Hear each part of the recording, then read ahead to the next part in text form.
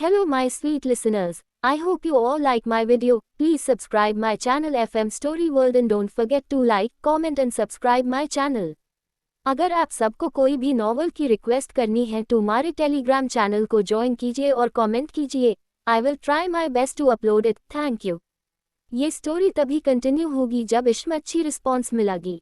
Let's start. 11 Aryav आया होश में और अरुण का अतीत पार्ट 1. अब तक health care hospital Delhi. Health care hospital राजवंश इंडस्ट्रीज के अंडर ही आता था. माहेश्वरी ने आर्यव को सिटी हॉस्पिटल में एडमिट कराया था, पर हेल्थ केयर हॉस्पिटल की फैसिलिटीज उस अस्पताल से कई गुना ज़्यादा अच्छी थी, इसलिए अरुण और निखिल ने उसे हेल्थ केयर हॉस्पिटल में एडमिट करा दिया था. उस अस्पताल के एक वीआईपी रूम में आर्यव मशीनों से घिरा हुआ था. तभी अचानक से वहाँ की मशीनें जोर जोर से शोर करने लगी और आर्यव ने धीरे से अपनी आंखें खोली.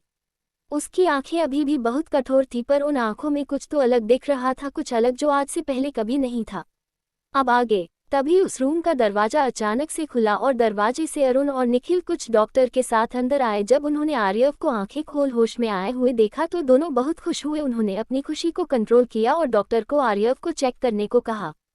डॉक्टर ने भी आर्यव को बहुत अच्छी तरीके से चेक कर रहे थे, पर साथ में वह डरे हुए भी थे क्योंकि वह लोग आर्यव राजवंश का चेकअप कर रहे थे. अगर कुछ भी ऊंच नीच हो गई तो वह लोग अपनी जॉब से नहीं बल्कि अपनी जान से जाएंगे.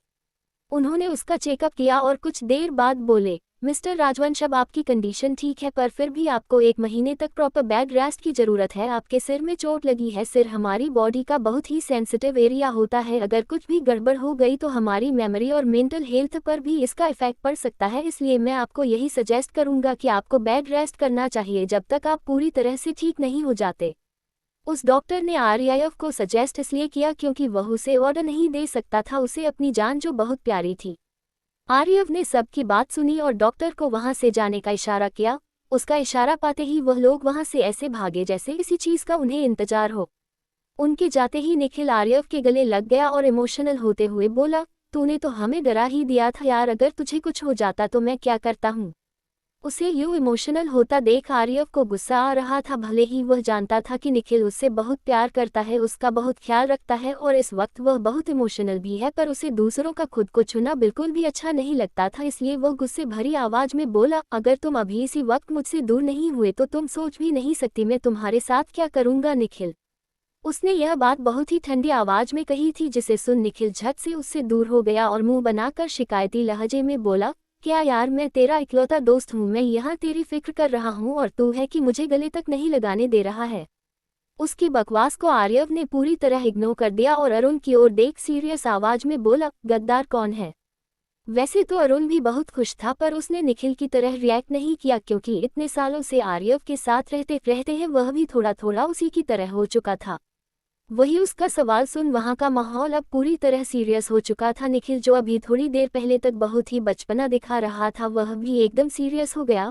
उसका जवाब देते हुए अरुण सिर झुकाकर बोला, सर मैं आपकी सिक्योरिटी को ध्यान से नहीं देख पाया, इसके लिए आई एम सॉरी. मैंने पूछा गद्दार कौन है. अरुण की सफाई सुन आर्यव गुस्से से बोला, सर हमारे 2 बॉडीगार्ड उनसे मिले हुए थे, उन्होंने ही आपके ट्रैवलिंग की सारी इन्फॉर्मेशन लीक की थी. हमने उन्हें पकड़ लिया है, वह भी बेस पर है और आपके बनाए रूल के अकॉर्डिंग ही उन्हें टॉर्चर किया जा रहा है, पर अभी तक हमने उन्हें मारा नहीं है, सब बस आपका ही इंतजार कर रहे हैं. अरुण बोला.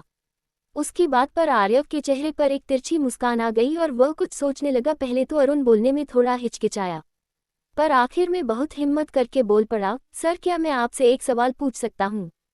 उसकी बात सुन आर्यव ने उसे बोलने का इशारा किया तो अरुण बोल पड़ा, सर क्या आपको पता है कि आप पर हमला किसने करवाया. उसका सवाल सुन आर्यव अपने चेहरे पर एक शैतानी मुस्कान लिए सिर्फ 2 शब्द बोला, साहिल रंधावा. जैसे ही अरुण और निखिल ने साहिल रंधावा सुना वैसे ही उन दोनों के चेहरे पर नफरत और गुस्सा साफ साफ नजर आने लगा. साहिल रंधावा भी एक बिजनेसमैन था. वह 55 साल का एक मिडिल एज मैन था, पर वह गलत तरीके अपने बिजनेस को करता था. इतना ही नहीं बल्कि उसने बहुत सारे गलत काम भी किए थे, जिसमें से स्मगलिंग, मर्डर और रेप उसके सबसे बड़े क्राइम थे. उसने न जाने आज तक कितनी ही लड़कियों का रेप किया होगा, इसकी गिनती करना भी मुश्किल था. 0/0 0/0 फ्लैशबैक. आज से 20 साल पहले अरुण के पास भी एक हंसता खेलता परिवार था. उसके माता पिता रवि शास्त्री और शांति शास्त्री थे. उसकी एक बड़ी बहन भी थी जिसका नाम रवीना था, वह उससे 8 साल बड़ी थी, पर साहिल रंधावा की एक बुरी नज़र ने उनके हंसते खेलते परिवार को बर्बाद कर दिया. उसे वक्त अरुण सिर्फ 10 साल का था और उसकी बड़ी बहन रवीना 18 साल की और बहुत ही सुंदर थी। जब उस पर साहिल रंधावा की बुरी नज़र पड़ गई। अरुण का परिवार एक मिडिल क्लास परिवार था, जिस वजह से है साहिल रंधावा ने सोचा कि अगर वह उनसे बात कर लेगा तो वह अपनी बेटी उसे दे देंगे। यही सोच वह उनके घर गया, उनके सामने सोफे पर जाकर बैठ गया और रवि शास्त्री को देखते हुए बोला, अरे शास्त्री जी आइए और बैठिए, हम यहाँ आप ही से बात करने के लिए आए हैं। उसकी बात सुन रवि और शांति शास्त्री ने दूसरे को देखा। उन्हें उससे बहुत नेगेटिव वाइब्स आ रही थी, पर फिर भी रवि ने अपनी पलकें झपका कर शांति को शांत रहने को कहा और वह जाकर सोफे पर बैठ गए और विनम्रता से बोले, मिस्टर रंधावा, हमें तो ये समझ में नहीं आ रहा है कि आप जैसे बड़े लोगों को बाद हम जैसे छोटे लोगों से भला क्या काम हो सकता है। उनकी बात सुन साहिल रंधावा एक शैतानी मुस्कान के साथ बोला, ये कैसी बातें कर रहे हैं आप शास्त्री जी, आप में और मुझ में बस पैसों का ही तो अंतर है, वरना आप भी इंसान हैं और मैं भी इंसान ही हूँ और इंसान को तो इंसान से काम होते ही रहते हैं। ऐसे ही एक काम के लिए मैं आपके पास आया हूँ। उसकी ऐसी मुस्कान देख और बातें सुन रवि शास्त्री को कुछ ठीक नहीं लग रहा था, पर फिर भी उन्होंने अपनी विनम्रता दिखाते हुए बोले, तो मिस्टर रंधावा क्या काम है आपको हमसे। उनके सवाल का जवाब देते हुए साहिल रंधावा के होठों पर एक घिनौनी मुस्कान आ गई और उसने अपने आदमी को कुछ इशारा किया। उसके इशारे को समझते हुए उसके एक आदमी ने एक बैग लाकर टेबल पर रवि शास्त्री के सामने रख दिया।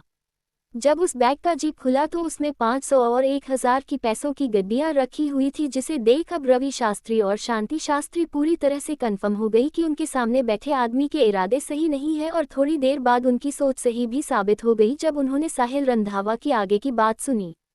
वह बोला, शास्त्री जी, दरअसल बात यह है कि मैं कल मंदिर गया था और मंदिर में मैंने एक लड़की को देखा, बहुत ही सुंदर, दिल आ गया मेरा उस पर, और जब उसकी इन्फॉर्मेशन निकाली तो पता चला कि वह आपकी बेटी है, तो इसलिए चला आया आपके पास। उसकी यह बात सुन इस बार रवि शास्त्री के स्वर थोड़े कठोर हो गए और वह कठोरता से बोले, माफ कीजिएगा मिस्टर रंधावा, पर मेरी बेटी का रिश्ता तय हो चुका है, इसलिए हम कुछ नहीं कर सकते। उनकी यह बात सुन साहिल रंधावा और उसकी आदमी ठहाके मार कर हंसने लगे।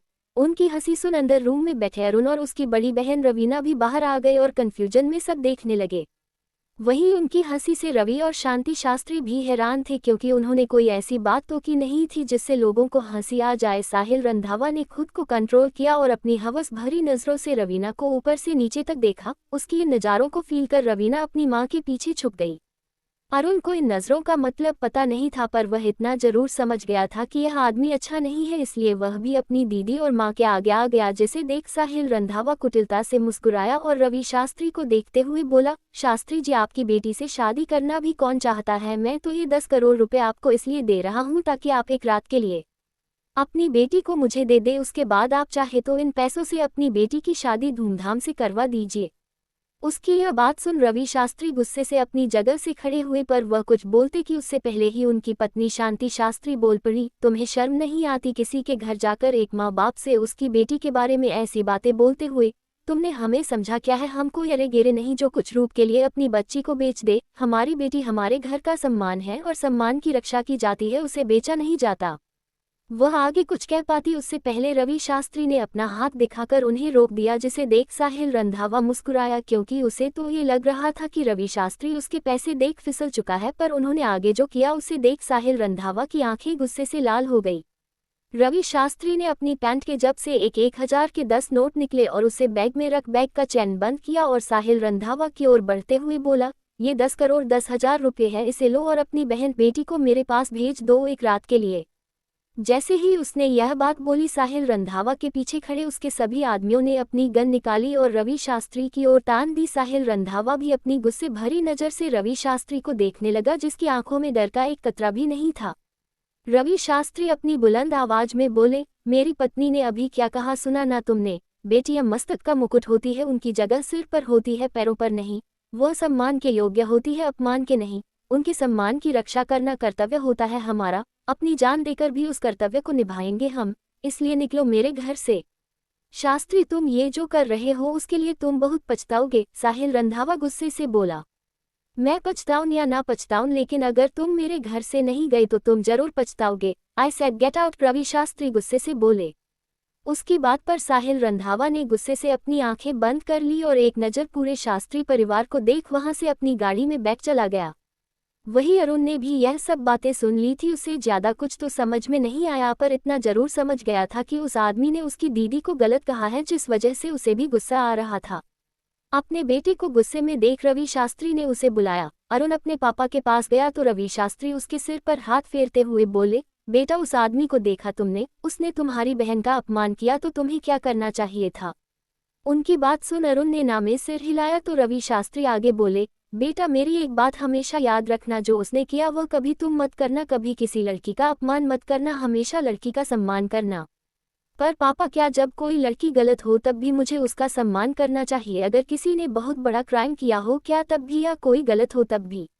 अपने बेटे की बात सुन रवि शास्त्री मुस्कुराए और बोले, हाँ बेटा, चाहे कोई लड़की कितनी भी गलत हो फिर भी हमें उसका सम्मान करना चाहिए, पर अगर किसी ने कोई क्राइम किया हो तब हमें उसका सम्मान करते हुए ही उसे सजा देनी चाहिए। एक लड़की का सम्मान सिर्फ उसका नहीं बल्कि उसके पूरे परिवार का सम्मान होता है, इसलिए हमें हमेशा अपने परिवार की लड़की के सम्मान की रक्षा करनी चाहिए, यही हमारा कर्तव्य है। अपने पापा की बात सुन अरुण मुस्कुराते हुए हाँ में सिर हिलाया और अपनी दीदी और माँ को एक नज़र देख अपने पापा से बोला, ठीक है पापा, मैं समझ गया, मैं माँ और दीदी की रक्षा के लिए कुछ भी करूँगा, उनके लिए अपनी जान भी दूंगा, और अगर किसी ने उनके साथ कुछ गलत किया तो उनकी जान भी ले लूंगा। अपने बेटे की बात सुन रवि शास्त्री मुस्कुराया, पर शांति शास्त्री पता नहीं क्यों पर कुछ गलत लग रहा था। वह अपने पति की ओर मुड़कर उन्हें देखने लगी जैसे जानना चाहती हो कि क्या गलत है, पर रवि शास्त्री मुस्कुरा रहे थे जिस वजह से उन्हें लगा कि वही कुछ ज्यादा सोच रही है। वह रवीना के साथ किचन में गई और डिनर की तैयारी करने लगी क्योंकि अभी शाम हो रही थी, अंधेरा छाने लगा था। 0/0 0/0। वहीं दूसरी तरफ साहिल रंधावा की कार एक विला के सामने रुकी। वह अपनी गाड़ी से उतरा और विला के अंदर की ओर बढ़ गया। हॉल में जाते ही उसने वहां रखा सारा सामान उठाकर पटकने लगा। थोड़ी ही देर बाद वह सुंदर हॉल किसी कबाड़ खाने से कम नहीं लग रहा था। जब उसने हॉल का सारा सामान तोड़ दिया तब वह वहां रखे सोफे पर जाकर बैठ गया और गुस्से से सिगरेट निकाल उसके लंबे लंबे कश भरने लगा। तभी उसका एक आदमी उस पैसों से भरे हुए बैग को लाया और उसके सामने रख दिया। जैसे ही उसने वह पैसों से भरा बैग देखा तो उसे फिर से अपना इंसल्ट याद आ गई। उसने एक नज़र उसे बैग को देखा और अपने आदमी को कुछ इशारा किया जिसे समझ उस आदमी ने कुछ देर बाद एक शराब की बोतल लाकर उसके सामने रख दिया। साहिल ने उस बोतल को खोला और एक घूंट शराब पीकर सारा शराब उस बैग के ऊपर फेंक दिया और लाइटर से उस पूरे बैग को जला दिया। थोड़ी ही देर बाद उस बैग में रखा सारा पैसा जल गया। उस जलते हुए बैग को देख साहिल रंधावा एक शैतानी हंसी हंसा। उसकी हंसी को सुन वहां खड़े सभी नौकर और उसके सभी गार्ड तक डर गए। थोड़ी देर हंसने के बाद वह गुस्से और सनक से बोला, रवि शास्त्री तुमने अच्छा नहीं किया मेरी इंसल्ट करके। अब तुम देखते जाओ कि मैं तुम्हारे और तुम्हारे पूरे परिवार के साथ क्या करता हूँ। तुमने मेरी इंसल्ट की है ना, अब इसकी कीमत तुम्हें और तुम्हारे पूरे परिवार को अपनी जान नहीं नहीं नहीं जान नहीं, क्योंकि जान से ज्यादा तो तुम्हें अपना सम्मान प्यारा है। तो ठीक है, मेरी इंसल्ट की कीमत अब तुम्हें और तुम्हारे परिवार का सम्मान चुकाएगा, जिसे मैं चकनाचूर करूंगा। ये बोल वह फिर से हंसा। तारांकन कौन था? साहिल रंधावा। क्या किया था उसने अरुण और उसके परिवार के साथ? च12 अरुण का अतीत पार्ट 2 और मुझे उस लड़की की सारी डिटेल चाहिए अब तक। थोड़ी ही देर बाद उस बैग में रखा सारा पैसा जल गया। उस जलते हुए बैग को देख साहिल रंधावा एक शैतानी हंसी हंसा। उसकी हंसी को सुन वहां खड़े सभी नौकर और उसके सभी गार्ड तक डर गए। थोड़ी देर हंसने के बाद वह गुस्से और सनक से बोला, रवि शास्त्री तुमने अच्छा नहीं किया मेरी इंसल्ट करके। अब तुम देखते जाओ कि मैं तुम्हारे और तुम्हारे पूरे परिवार के साथ क्या करता हूँ। तुमने मेरी इंसल्ट की है ना, अब इसकी कीमत तुम्हें और तुम्हारे पूरे परिवार को अपनी जान नहीं नहीं नहीं जान नहीं, क्योंकि जान से ज्यादा तो तुम्हें अपना सम्मान प्यारा है। तो ठीक है, मेरी इंसल्ट की कीमत अब तुम्हें और तुम्हारे परिवार का सम्मान चुकाएगा, जिसे मैं चकनाचूर करूंगा। ये बोल वह फिर से हंसा। अब आगे। रात का वक्त था। शास्त्री निवास में सभी लोग डिनर कर रहे थे। अरुण और रवीना तो बड़ी आराम से डिनर कर रहे थे, पर रवि शास्त्री और शांति शास्त्री के चेहरे पर चिंता साफ साफ देखी जा सकती थी। उनके चिंता भरे चेहरे को रवीना कब से नोटिस कर रही थी, पर जब उससे रहा नहीं गया तो वो पूछ बैठी, माँ पापा आप लोग इतनी टेंशन में क्यों है, कोई बात हुई है क्या? अपनी दीदी की बात सुन अरुण ने भी अपनी माँ पापा की ओर देखा, जिनके चेहरे पर टेंशन साफ साफ नजर आ रही थी, तो वह भी सवालिया नजरों से अपने पापा को देखने लगा। अपने बच्चों को यूं खुद को देखता पाकर दोनों ने ही अपने चेहरे के एक्सप्रेशन को नॉर्मल किया और एक नकली मुस्कान के साथ बोले, कुछ नहीं बच्चों, बस काम को लेकर थोड़ी टेंशन थी, तुम दोनों इस पर ज्यादा ध्यान मत दो। अपने पिता की बात पर अरुण और रवीना दोनों ही शांत हो गए, क्योंकि उन्हें पता था कि उनके पापा काम के लिए कितने डेडिकेटेड है। वह लोग यूं ही बात कर रहे हैं कि तभी उन्हें दरवाजा खटखटाने की आवाज़ सुनाई दी। यह आवाज़ सुन सभी ने मुड़कर दरवाजे को देखा। अरुण और रवीना तो शांत थे, पर रवि और शांति शास्त्री एक दूसरे को डर भरी नजरों से देख रहे थे। रवि शास्त्री में शांति शास्त्री को आंखों ही आंखों में शांत रहने का इशारा किया और मुस्कुराते हुए अपने बच्चों की ओर देख बोले, अरुण, रवीना, अपने कमरे में जाओ। अपने पापा की बात सुन दोनों फिर कंफ्यूज हो गए, पर फिर भी ज्यादा सवाल ना करते हुए वह दोनों अपने अपने कमरे में चले गए। उनके कमरे में जाते ही रवि शास्त्री ने अपने घर का दरवाजा खोला और उसे खोलते ही इतने देर से जो उसके दिल में डर था वह सच हो गया। सामने साहिल रंधावा खड़ा था, जिसे देख रवि शास्त्री की आंखों में डर दिखने लगा। वही साहिल रंधावा उनकी आंखों में डर देख एक शैतानी मुस्कान के साथ घर के अंदर आते हुए बोला, शास्त्री जी, मैं आपको अपने बारे में एक बात बताना तो भूल ही गया। ये बोल वह उनके पूरे घर को अपनी खूंखार नजरों से घूरने लगा, जैसे कुछ ढूंढ रहा हो। फिर वह आगे बोला, और वही ये है कि मुझे खूबसूरत चीजों से बहुत प्यार है, और इस दुनिया में जितने भी खूबसूरती है वह सिर्फ और सिर्फ साहिल रंधावा के लिए बनी है। इसलिए तुम्हारी बेटी की जो खूबसूरती है वह भी साहिल रंधावा के लिए बनी है, तो तुम्हारी बेटी भी तो साहिल रंधावा की हुई ना। इसलिए मैं अपनी चीज को एक रात के लिए इस्तेमाल करने के लिए आ गया। ये बोल वह रवीना के कमरे की ओर बढ़ गया। उसे अपनी बेटी के कमरे की ओर बढ़ता देख रवि शास्त्री और शांति शास्त्री उसे रोकने के लिए आगे आए, पर साहिल रंधावा के साथ आए आदमियों ने उन दोनों को पकड़कर घुटनों के बल बैठा दिया। वह दोनों चिल्ला रहे थे, मिस्टर रंधावा, रुक जाए, छोड़ दीजिए हमारे बेटी को, उसकी कोई गलती नहीं है, जो करना है हमारे साथ कीजिए, पर उसे छोड़ दीजिए। वह लोग यही सब बोल रहे थे कि तब तक साहिल रंधावा रवीना को उसके कमरे से बालों से घसीटते हुए बाहर ला चुका था। रवीना तो ये सब देख एकदम से डर चुकी थी, उसकी आंखों में आंसू आ चुके थे। वह साहिल रंधावा से खुद को छोड़ने की भीख मांगने लगी, छोड़ दो मुझे, छोड़ दो प्लीज, मुझे छोड़ दो। वह अपनी माँ पापा को आस भरी आंखों से देखते हुए बोली, माँ पापा प्लीज मुझे बचा लीजिए प्लीज। वह आगे कुछ बोलती कि उससे पहले ही साहिल रंधावा, जो ये सब देख इरिटेट हो चुका था, उसने रवीना के गाल पर एक जोरदार तमाचा दे मारा, जिसकी वजह से रवीना के होठों के किनारों से खून निकलने लगा। वही इतना शोर सुन अरुण भी अब तक बाहर आ चुका था। जब उसने साहिल रंधावा को खुद की बड़ी बहन को थप्पड़ मारते हुए देखा तो वह गुस्से से भर गया और दौड़ते हुए साहिल रंधावा के उस हाथ को अपने दांतों से काट दिया जिस हाथ से उसने रवीना को मारा था। अपने हाथ पर ऐसे किसी के काटने से साहिल रंधावा को बहुत दर्द होने लगा। साथ ही उसे गुस्सा भी आ रहा था कि एक पिद्दी भरकर लड़का उससे उलझने चला है। वह गुस्से और दर्द से अपने आदमियों की ओर देख चिल्लाते हुए बोला, खड़े खड़े मेरा मुंह क्या देख रहे हो, इस हटाओ। अपने बॉस का ऑर्डर सुन उसके आदमी जल्दी से आगे आए और उन्होंने अरुण को पकड़ लिया। अरुण के दूर होते ही साहिल रंधावा ने अपने हाथ को देखा तो वहां से अब खून बहने लगा था। ये देख उसे गुस्सा आया और उसने गुस्से में अरुण को पीट दिया, पर फिर भी अरुण के चेहरे पर आंसू और दर्द का नामो निशान नहीं था। ये देख साहिल रंधावा भी आश्चर्यचकित हो गया। फिर उसने कुछ सोच एक शैतानी मुस्कान के साथ बोला, अच्छा, बेटे में भी बहुत गुरूर है, तो ठीक है, तुम्हारी आंखों के सामने तुम्हारे इस गुरूर को तोड़ूंगा। ये बोल उसने अपने आदमियों को देखा और बोला, इन सब के मुंह को बंद कर दो ताकि यह सब मेरे एंजॉयमेंट के बीच में कुछ बोलकर मेरा मूड खराब ना करें। अपने बॉस की बात सुनते ही उसके आदमियों ने रवि शास्त्री, शांति शास्त्री और अरुण के मुंह को कपड़े से बंद कर दिया, जिससे अब वह कुछ बोल नहीं पा रहे थे। वह बस अपनी आंखों के सामने सब कुछ होता हुआ देख रहे थे। साहिल रंधावा रवीना की ओर बढ़ रहा था। रवीना उसे अपनी ओर आते देख पीछे की ओर खिसकने लगी। वह रोते हुए हाथ जोड़कर बोली, प्लीज मुझे छोड़ दीजिए प्लीज, आप मेरे साथ ऐसा क्यों कर रहे हैं? आखिर मैंने आपका क्या बिगाड़ा है? तुमने कुछ नहीं बिगाड़ा, मेरी जान बिगाड़ा तो तुम्हारी इस खूबसूरत चेहरे और इस खूबसूरत जिस्म ने है। वह क्या है ना, इस दुनिया की हर खूबसूरत पर सिर्फ और सिर्फ साहिल रंधावा का हक है। वैसे इसमें गलती तुम्हारी नहीं, गलती भगवान की है जो तुम्हें इतना खूबसूरत बनाकर भेज दिया।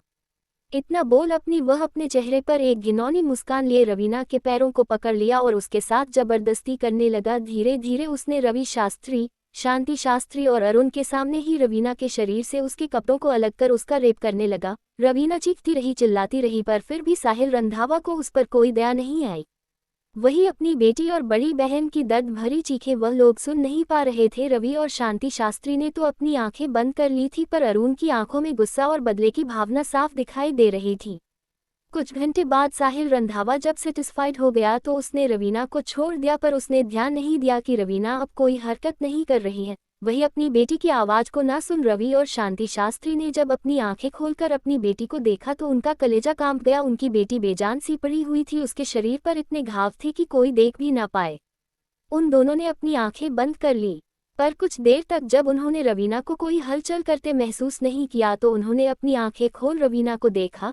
रवीना कोई हरकत नहीं कर रही थी। ये देख दोनों डर गए। उन्होंने साहिल रंधावा के आदमियों से खुद को छुड़ाकर रवीना के पास गए। रवि शास्त्री ने पास में ही रखे कपड़े से अपनी बेटी को ढक दिया और उसका सिर अपनी गोद में रख उसे उठाने लगे। वह उठ नहीं रही थी। शांति शास्त्री बदहवासी में बोली, रवीना, रवीना बेटा उठ जाओ, क्यों डरा रही हो हमें? वही रवि शास्त्री ने डरते डरते रवीना का हाथ अपने हाथ में लिया और उसकी नब्ज चेक करने लगा और उसे चेक करते ही उसके हाथों से रवीना का हाथ छूट गया। ये सब शांति शास्त्री ने नोटिस कर लिया था। वह अपने पति को झकझोरते हुए बोली, क्या हुआ है? हमारी बेटी को बोलिए, उसे होश में लाइए ना, देखिए कुछ बोल नहीं रही है। ये सब बोल वह अपने पति को हिलाए जा रही थी, जो इस वक्त सदमे में जा चुके थे। अपनी पत्नी के इस तरह हिलाने से रवि शास्त्री होश में आए और अपने इमोशनलेस चेहरे के साथ बोले, रवीना मर चुकी है। रवि शास्त्री के ये बोलते ही शांति शास्त्री के मन में जितनी भी उम्मीदें थी वह भी टूट गई और वह अपनी बेटी को अपने गले से लगाकर फूट फूट कर रोने लगी। वही उन्हें इस तरह टूटता देख साहिल रंधावा जोर जोर से शैतानों की तरह हंसने लगा। वही अपनी आंखों के सामने का यह मंजर देख अरुण साहिल रंधावा को नफरत और बदले की भावना से देख रहा था। वह अपनी आग उगलती आंखों से साहिल रंधावा को देखने लगा। उसने एक नज़र अपनी बहन को देखा और फिर साहिल रंधावा को देख गुस्से में चिल्लाते हुए बोला, साहिल रंधावा, आज तुमने मेरी दीदी के साथ जो किया वह अच्छा नहीं किया। मैं अरुण रवि शास्त्री यह सौगंध लेता हूँ कि आज की करनी के लिए अगर मैंने तुम्हें पछताने पर मजबूर ना किया, मेरी दीदी जिस तरह तड़प तड़प कर मरी उसी तरह तुम्हें भी तड़पा तड़पा कर ना मारा तो मैं भी अपनी दीदी का भाई नहीं। उसकी इतना बोलते ही साहिल रंधावा और उसके आदमी जोर जोर से हंसने लगे, क्योंकि उन्हें तो उसकी बात मजाक लग रही थी। अरुण, अरुण कहाँ खो गए तुम? निखिल अरुण को हिलाते हुए बोला। उसके इस तरह हिलने से अरुण अपनी यादों से बाहर निकला, पर उसकी आंखों में इस वक्त गुस्सा, नफरत और बदले की भावना साफ साफ देखी जा सकती थी। उसने अपनी आंखें बंद की और अपनी इमोशंस को कंट्रोल कर निखिल को देख बोला, जी सर। आर्यव अरुण को इस तरह देख इमोशनलेस आवाज में बोला, मैं जानता हूं कि तुम क्या सोच रहे हो, पर चिंता मत करो, तुम्हारी बड़ी बहन का भी बदल लिया जाएगा उस साहिल रंधावा से। उसकी बात सुन अरुण ने हाँ में सिर हिला दिया, पर उसने ज्यादा कुछ रिएक्ट नहीं किया। निखिल भी अरुण के अतीत को जानता था, जिस वजह से उसने माहौल को लाइट करने के इरादे से एक्टिंग करते हुए कहा, वैसे आर्यव तू तो धोखेबाज निकला यार, इतनी बड़ी बात तुमने हमें बताई ही नहीं।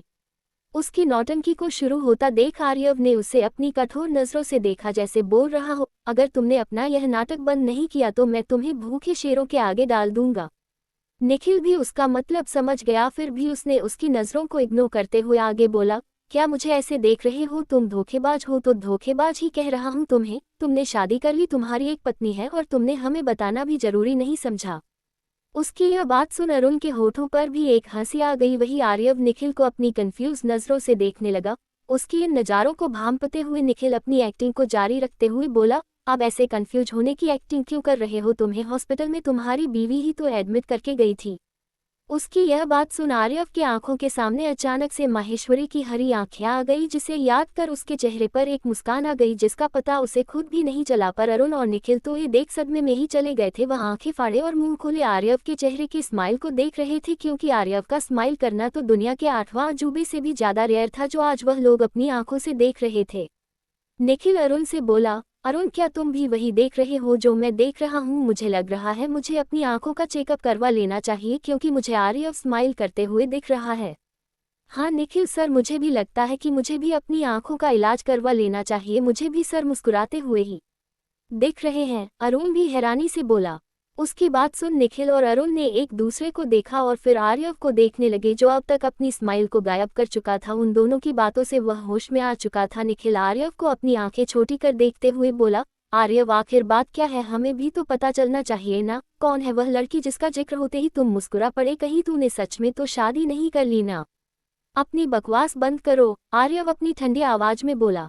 पर निखिल तो निखिल था, वह कहाँ चुप होने वाला था। उसने आर्यव की ठंडी आवाज को इग्नोर करते हुए बोला, सच सच बताओ, कौन है वह लड़की जिसका जिक्र होते ही तुम मुस्कुरा दिए? कहीं और सच में तो मेरी भाभी तो नहीं? ऐसे ही निखिल ने उसे काफी देर तक परेशान किया। आर्यव भी अब उसकी बातों से इरिटेट हो चुका था और यह इरिटेशन धीरे धीरे गुस्से का रूप ले रही थी, जो अरुण अच्छे से नोटिस कर रहा था। उसने कई बार निखिल को भी हिंट देने की कोशिश की, पर निखिल ने उसे इग्नोर कर दिया। आर्यव ने खुद को कंट्रोल किया और बोला, जस्ट शट अप, ठीक है बता रहा हूँ मैं कौन थी वह लड़की। जैसे ही निखिल ने ये सुना वह किसी अच्छे बच्चे की तरह चुप होकर अपनी मासूम नजरों से आर्यव को देखने लगा। उसे देख ऐसे लग रहा था जैसे आर्यव उसे किसी खजाने के बारे में बताने जा रहा हो, पर सच तो ये था कि आर्यव के मुंह से किसी लड़की के बारे में सुनना खजाने के बारे में सुनने से भी ज्यादा रेयर था। आर्यव महेश्वरी की हरी आंखों को याद करते हुए बोला, साहिल रंधावा के आदमियों से इन्फॉर्मेशन निकालने के लिए मैं उनका बंदी बन गया था, तब उन्होंने मुझे बहुत घायल कर दिया, पर इन्फॉर्मेशन मिलते ही मैं उन लोगों को मारकर वहां से भाग गया, पर मेरा खून बहुत बह गया था जिस वजह से मैं बेहोश होकर झाड़ियां के बीच गिर गया। तभी वहां एक लड़की आई, उसने मेरी मदद की। इतना कहकर आर्यव अचानक से रुक गया क्योंकि उसे माहेश्वरी की हरकतें याद आ रही थी कि कैसे उसके ना उठने पर उसने उसे मरा हुआ समझ लिया था और वह रोने लगी थी। किसी अनजान के मरने पर वह रो रही थी, यह सोचकर आर्यव उसकी बेवकूफ़ी पर मन ही मन हंस रहा था। साथ ही उसने उस पल को भी याद किया जब गाड़ी रोकने के लिए वह सड़क के बीचों बीच खड़ी हो गई थी। उसने गाड़ी रोकने के लिए अपनी जान की भी परवाह नहीं की। उसे अचानक रुकता देख निखिल डेस्परेट होकर अपनी उंगली से आर्यव को हिलाते हुए बोला, तुम चुप क्यों हो गए, आगे बोलो ना। उसे इस तरह की हरकतें करता देख वह आगे बोला, आगे क्या बताना है, उस लड़की ने मेरी मदद की, मुझे अस्पताल पहुंचाया, दैट्स इट। बस हो गया। निखिल उसकी आगे की बात सुन हैरानी से बोला। वही उसका ऐसा रिएक्शन देख आर्यव ने कंफ्यूजन में अपना सिर हिला दिया। उसे सिर हिलाते देख निखिल थोड़े गुस्से से बोला, सच सच बताओ कौन है वह लड़की, इतनी छोटी बात तो हो नहीं सकती। तुम्हें पता है उस लड़की ने न सिर्फ तुम्हें एडमिट किया बल्कि तुम्हारे इलाज का सारा खर्चा तक उसने दिया, जो कि लाखों का था। और जिस हॉस्पिटल में तुम्हें एडमिट कराया गया था वहां बिना किसी रिलेटिव के साइन के इलाज नहीं होता, इसलिए उसने खुद को तुम्हारी वाइफ बताकर तुम्हारा इलाज कराया। ऐसी मेहरबान लड़की आज की दुनिया में होना इम्पॉसिबल है। तो सच सच बताओ कौन है वह लड़की, क्यों छुपा रहे हो तुम उसे हमसे। निखिल की बात सुन आर्यव हैरान रह गया और हैरानी में ही बोला, उसने मेरे लिए इतना सब कुछ किया। निखिल ने भी बिना सोचे समझे हाँ में सिर हिला दिया। उसके जवाब से आर्यव सामने देख कुछ सोचने लगा। अचानक से ही उसके चेहरे पर एक कातिल मुस्कान आ गई और वह बोला, अरुण मुझे उस लड़की की सारी डिटेल चाहिए किसी भी कीमत पर। जिस पर अरुण ने अपना सिर झुका लिया। उसका ऐसा रिएक्शन देख आर्यव ने उसे गुस्से से देखा। 0-0/0 0/0 होटल सनशाइन माहेश्वरी के स्वीट में सभी लोग अपनी अपनी पैकिंग कर रहे थे। सभी लोग अभी तक अपनी पैकिंग खत्म कर चुके थे और लिविंग हॉल में बैठे सब डिस्कस ही कर रहे थे सिवाय माहेश्वरी के। तभी माहेश्वरी अपने रूम से बाहर आए। उसके गोद में अभी भी वायु था जो माहेश्वरी को देख बार बार मुस्कुराए जा रहा था और उसके मुस्कुराते हुए चेहरे को देख उसके चेहरे पर भी एक प्यारी सी मुस्कान थी। उन दोनों को इस तरह देख चारों लड़कियों और गायत्री सिंह के चेहरे पर भी अपने आप मुस्कान आ गई। माहेश्वरी वायु को लिए ही सोफे में बैठ गई। तभी नैना, चित्रा, आलिया और राखी एक साथ बोले, माहेश्वरी हम तुमसे कुछ कहना चाहते हैं। तारांकन क्या चल रहा था आर्यव के दिमाग में? तारांकन क्या हुआ था अरुण और उनकी फैमिली के साथ? कैसे बदला लेगा वह अपनी बहन का? तारांकन क्या कहना चाहती थी माहेश्वरी से बाकी चारों लड़कियां? गाइस प्लीज आप सब मेरे चैनल को वर के प्यार कीजिए और प्लीज आप मेरे चैनल को सब्सक्राइब कीजिए और मेरे टेलीग्राम चैनल को ज्वाइन कीजिए। आपकी सपोर्ट की मुझे बहुत ज़्यादा ज़रूरत है। Let's continue. 13 लोग तुम्हारे कैरेक्टर पर सवाल उठाएंगे और मेरा हरा सितारा। अब तक होटल सनशाइन माहेश्वरी के स्वीट में सभी लोग अपनी अपनी पैकिंग कर रहे थे। सभी लोग अभी तक अपनी पैकिंग खत्म कर चुके थे और लिविंग हॉल में बैठे सब डिस्कस ही कर रहे थे सिवाय माहेश्वरी के। तभी माहेश्वरी अपने रूम से बाहर आए। उसके गोद में अभी भी वायु था जो माहेश्वरी को देख बार बार मुस्कुराए जा रहा था और उसके मुस्कुराते हुए चेहरे को देख उसके चेहरे पर भी एक प्यारी सी मुस्कान थी। उन दोनों को इस तरह देख चारों लड़कियों और गायत्री सिंह के चेहरे पर भी अपने आप मुस्कान आ गई। माहेश्वरी वायु को लिए ही सोफे में बैठ गई। तभी नैना, चित्रा, आलिया और राखी एक साथ बोले, माहेश्वरी हम तुमसे कुछ कहना चाहते हैं। अब आगे। उनकी बात सुन माहेश्वरी का ध्यान वायु से हटा और वह उन चारों को देखने लगी। उसे खुद को देखता पाकर नैना बोली, माहेश्वरी हमें नहीं पता था कि तुम राठौर फैमिली की बेटी हो। हम तो तुम्हें मिडिल क्लास समझते थे इसलिए हम तुम्हें बुली करते थे। मुझे पता चल गया है कि मैं गलत थी। मैं बस तुमसे इतना कहना चाहती हूँ कि आई एम सॉरी। मैं भी तुमसे माफ़ी मांगना चाहती हूँ। चित्रा आगे बोली। उन दोनों के बाद आलिया और राखी ने भी माहेश्वरी से माफ़ी मांगी। उन चारों को खुद से माफ़ी मांगता देख पहले तो माहेश्वरी ने उन्हें आंखें छोटी करके देखा, उसके बाद अचानक से हंसने लगी। उसके हंसता देख चारों लड़कियां और गायत्री सिंह भी उसे कन्फ्यूजन में देख रही थी।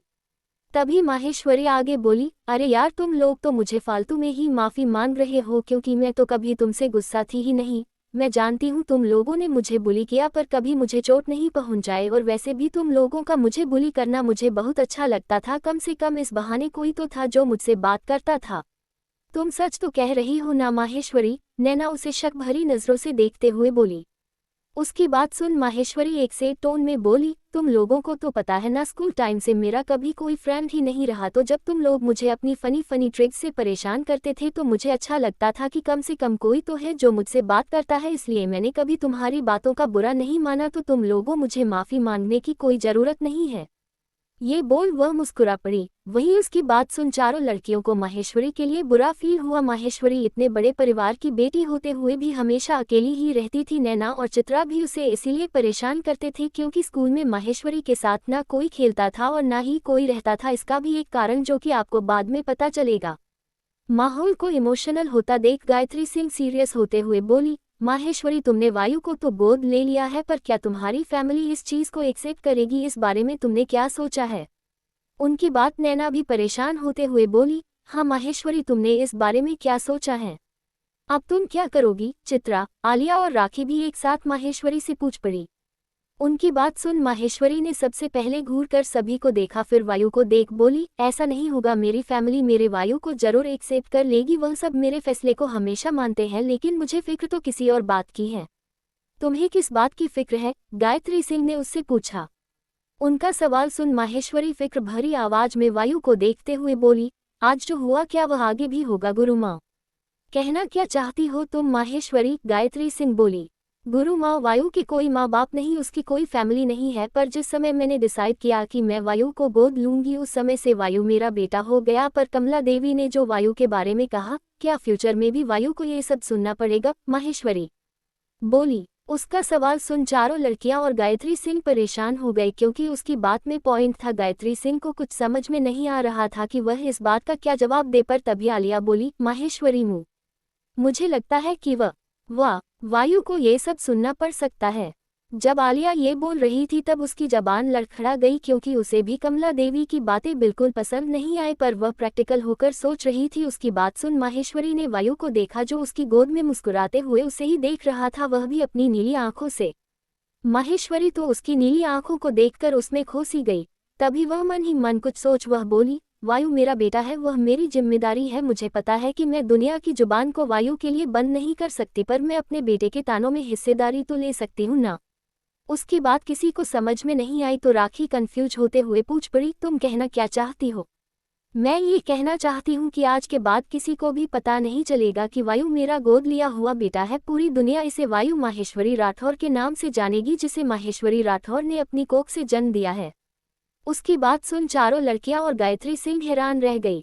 गायत्री सिंह हैरानी में ही बोली, माहेश्वरी तुम जानती भी हो तुम क्या कहने की कोशिश कर रही हो? अगर तुमने लोगों को ये बताया कि वायु को तुमने अपनी कोख से जन्म दिया है तो वायु पर ही नहीं तुम पर भी सवाल उठेंगे, और भूलो मत तुम पर उठे हुए उन सवालों जवाब सिर्फ तुम्हें ही नहीं बल्कि तुम्हारी पूरी फैमिली को देना पड़ेगा, और तुम्हारे डैड एक चीफ मिनिस्टर है, तुम्हें यह नहीं भूलना चाहिए। हाँ माहेश्वरी, तुम ऐसी बेवकूफ़ी नहीं कर सकती। तुम अपनी फैमिली का छोड़ो, सबसे पहले अपनी सोचो, क्या कहोगी दुनिया को? किसका बच्चा है ये? कौन है इसका बाप? लोग तुम्हारे कैरेक्टर पर सवाल उठाएंगे। नैना चिंता करते हुए बोली। हाँ माहेश्वरी, नैना बिल्कुल सही कह रही है, सब लोग सवाल करेंगे तुम पर, और फिर वायु का भी तो सोचो, जब वह बड़ा होगा और लोग उसे पता नहीं क्या क्या कहेंगे तब वह तुम ही से जवाब मांगेगा, तब क्या कहोगी उससे? चित्रा ने बड़ी ही मुश्किल से यह बात कही। उन सब की बातों का जवाब देते हुए माहेश्वरी मुस्कुराते हुए बोली, मैं जानती हूँ तुम सबको मेरा ये काम बेवकूफ़ी भरा लग रहा है, और शायद प्रैक्टिकली सच भी यही है कि मेरा ये काम बेवकूफ़ी से भरा है। मैं दुनिया की पहली लड़की होंगी जो दुनिया के सामने अपना कैरेक्टर गिरा रही है, लेकिन वायु को अगर अनाथ का टैग मिला तो दुनिया से सिर्फ उसे ही लावारिस और गंदे खून जैसे शब्दों कुछ सुनना पड़ेगा जो मैं उसके लिए कभी नहीं सुन सकती। पर मैंने तो उसे गोद लिया है, मुझे कोई कुछ नहीं कहेगा। पीठ पीछे बातें हो सकती है पर सामने से कोई कुछ गलत नहीं कहेगा, और मैं नहीं चाहती कि वायु ये सब अकेले सहे। ये सब ताने उसे अकेले मिले, इसलिए अगर वायु को दुनिया ताने देगा तो उन तानों में मैं भी अपना हिस्सा लूंगी। मैं नहीं चाहती लोग फिर से इसके लिए गलत शब्द कहें। अगर मैं इसकी मॉम बनूंगी तो ये राठौर परिवार का पोता होगा, इसकी रगों में राठौर परिवार का खून होगा, फिर चाहे दुनिया को इसके बाप का पता हो या ना हो, इससे कोई फर्क नहीं पड़ता। ये बोल वह वायु को एकटक देखने लगी। उसकी बात को सुन चारों लड़कियां और गायत्री सिंह एकदम हैरान रह गई। वह माहेश्वरी को ये करने से रोकना चाहती थी, क्योंकि अगर उसने दुनिया को ये कहा कि वायु उसका बेटा है, उसने उसे अपनी कोख से जन्म दिया है, तो उसे समाज के सवालों के कटघरे में खड़ा होना पड़ेगा, जो वह पांचों ही नहीं चाहते थे। पर वह लोग माहेश्वरी को भी देख सकते थे, जो अपने फैसले के लिए अटल दिख रही थी। गायत्री सिंह ने गहरी सांस ली और माहेश्वरी को देख बोली, क्या तुम श्योर हो कि तुम ये करना चाहती हो? हाँ गुरु माँ, मैं 100% श्योर हूँ कि मैं ये करना चाहती हूँ, चाहे इसका अंजाम कुछ भी क्यों ना हो, माहेश्वरी एक दृढ़ निश्चय के साथ बोली। थोड़ी देर तक उसने वायु को देखा, फिर सबको देखते हुए बोली, इसलिए मैं चाहती हूँ कि आप में से कभी कोई भी इस बात को दुनिया को ना बताएं कि मैंने वायु को गोद लिया था।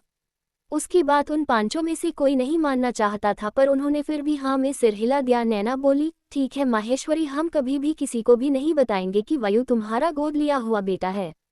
ठीक है, हम भी यह बात किसी को नहीं बताएंगे। कैमरा, आलिया और राखी भी एक साथ बोले। ठीक है, मैं भी किसी को नहीं बताऊंगी, पर अगर किसी ने इन्वेस्टिगेशन की तब तो उसे सच पता चल जाएगा। गायत्री सिंह एक निराशा भरी आवाज में बोली। गुरु माँ, मैं जानती हूँ आप मेरे फैसले से निराश है, पर मेरा दिल मुझे ये करने को कह रहे हैं। मैं नहीं जानती क्यों, पर बस कह रहा है। और जहाँ तक बात रही इन्फॉर्मेशन की, तो आप उसकी चिंता मत कीजिए, उसे कैसे गायब करना है यह मैं बहुत अच्छी तरीके से जानती हूँ, माहेश्वरी बोली। ये बोल उसने अपना फोन उठाया और किसी को कॉल किया। 0 0 बटा 0 0 बटा 0 0 बटा 0 हेल्थ केयर हॉस्पिटल, दिल्ली। वहीं अस्पताल में अरुण को यूं सिर झुकाए देख आर्यव को गुस्सा आ गया और वह अपने गुस्से भरी आंखों से उसे देखते हुए बोला, तुम यूं सिर झुका कर क्यों खड़े हो? मैंने जो तुमसे कहा है वह करो, मुझे उस लड़की की इन्फॉर्मेशन चाहिए। आर्यव की बात सुन अरुण डरते हुए बोला, सर, जैसे ही मुझे पता चला था कि आपको किसी लड़की ने हॉस्पिटल में एडमिट कराया है और वह भी खुद को आपकी वाइफ बात कर, तो मैंने तुरंत ही उसकी इन्वेस्टिगेशन शुरू कर दी थी, पर हमें उस लड़की का कुछ भी पता नहीं चला। आपको सिटी हॉस्पिटल में एडमिट किया गया था और उस अस्पताल की कंडीशन बहुत अच्छी नहीं है, जिस वजह वहां का सीसीटीवी कैमरा करीबन 1 महीने से खराब है, इसलिए हमारे पास उस लड़की की कोई भी फोटो नहीं है। इतना ही नहीं, अस्पताल के बाद वह कहाँ गई इसका भी कोई क्लू नहीं मिल पा रहा है। उसकी बात सुन आर्यव को बहुत गुस्सा आ रहा था, पर उसने जैसे तैसे खुद को कंट्रोल किया और अपनी डरावनी आंखों से अरुण को घूरते हुए बोला, पर तुम्हारे पास उसकी कुछ तो इन्फॉर्मेशन होगी। ये शब्द उसने चबाते हुए कहे थे, जिससे साफ साफ नजर आ रहा था कि इस वक्त आर्यव कितने गुस्से में है, जिसे देख निखिल और अरुण डर के मारे थर थर कांप रहे थे। अरुण ने अपना थूक निगलते हुए हिम्मत से बोला, यस सर, हमारे पास उसकी एक इन्फॉर्मेशन है। उसने जो फॉर्म भरा था आपको एडमिट करवाने के लिए, वह मेरे पास है। ये बोल उसने हॉस्पिटल फॉर्म को आगे बढ़ा दिया, जो माहेश्वरी ने आर्यव को सिटी हॉस्पिटल में एडमिट कराने और उसका इलाज करवाने के लिए भरा था। आर्यव ने उन फॉर्म को देखा तो उसकी आंखें छोटी हो गई, क्योंकि माहेश्वरी को तो आर्यव का नाम पता नहीं था, इसलिए उसने दूसरे नाम से आर्यव को एडमिट कराया था और वह नाम था रामलाल मिश्रा। जिसे देख उसे गुस्सा आ गया और वह गुस्से से निखिल को देखते हुए बोला, रामलाल मिश्रा? किस एंगल से उस लड़की को मैं रामलाल मिश्रा लगा? उसकी बात सुन निखिल और अरुण को अचानक से हंसी आ गई और वह दोनों ही जोर जोर से ठहाके मारकर हंसने लगे, पर अचानक से उन्हें अपने ऊपर किसी की ठंडी नज़र महसूस हुई, तो उन्होंने अपनी नज़रें उठाकर सामने देखा तो आर्यव उन्हें अपनी ठंडी निगाहों से गुस्से से घूर रहा था, जिसे देख उन्होंने अपना हंसना बंद कर दिया। आर्यव ने जैसे तैसे अपने गुस्से को कंट्रोल किया और फॉर्म को दोबारा देखा तो उसमें माहेश्वरी ने अपना नाम लिखा था और रिलेशन में वाइफ भरा था, जिसे देख आर्यव के होठों पर अपने आप एक मुस्कान आ गई, पर वह कुछ देर के लिए ही थी, जिसे निखिल और अरुण भी नहीं देख पाए। उस फॉर्म को ध्यान से देखने के बाद आर्यव अरुण को देख बोला, हमारे सारे सोर्सेस लगा दो, पर मुझे ये लड़की चाहिए किसी भी कीमत पर। ये बोलते हुए उसकी आंखों में एक अलग ही इमोशन नजर आ रहा था, जिसे देख निखिल अचानक से बोल पड़ा, आर्यव, क्या तुम इस लड़की से प्यार करने लगे हो? उसकी बात सुन आर्यव, जो अभी तक खुद को शांत किए हुए था, उसका गुस्सा अचानक से ज्वालामुखी की तरफ फट गया और उसके हाथ निखिल के गले की ओर बढ़े। आर्यव निखिल के गले को दबाते हुए बोला, हाउ डरे यू टू से दिस ब्लडी थिंग? आर्यव, राजवंश प्यार जैसी कमजोर चीजों के लिए नहीं बना है और न ही ऐसी कमजोर चीज आर्यव राजवंश के लिए बनी है। आइंदा से अपनी जुबान पर लगाम लगा के रखना और यह शब्द दोबारा अपने मुंह से मत निकालना, वरना मैं भूल जाऊंगा कि तुम मेरे बचपन की दोस्त हो।